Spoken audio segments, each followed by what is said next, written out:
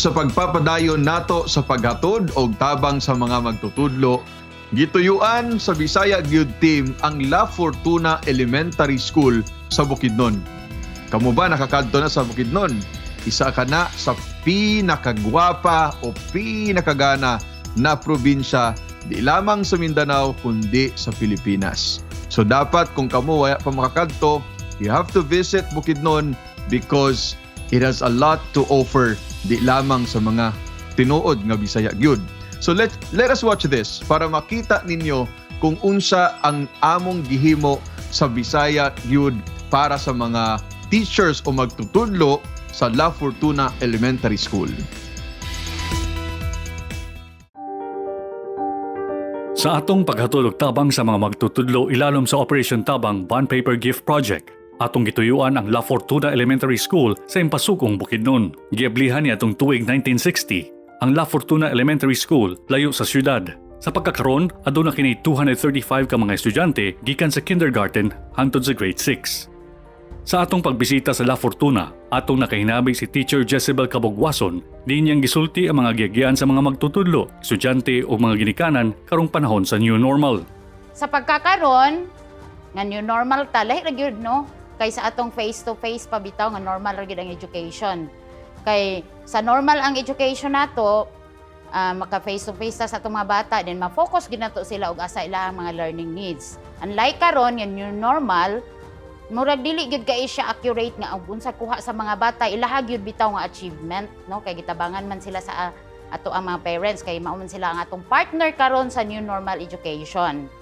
So, sa karon unta among gi-hope mga teachers sa La Fortuna Elementary School nga sana ma-end na gyud ni nga pandemic kay miss na namo mag-teach sa mga bata kay mao man gyud na ang amo ang vocation.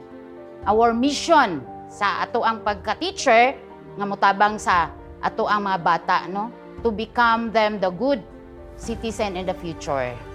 So sa amo adiri sa La Fortuna Elementary School, since layo-layo ra gid mi sa kabihasnan kay niya man mi diri tunga-tunga sa Basakan, sa Maisan og sa Kasagingan, peaceful gid kaayo ang amo ang learning diri, no? Conducive to learning gyud ang amo ang eskwelahan. Samtang, nagpasalamat usab ang school in charge sa La Fortuna sa paghatag nato og tabang sa ilang tungaan.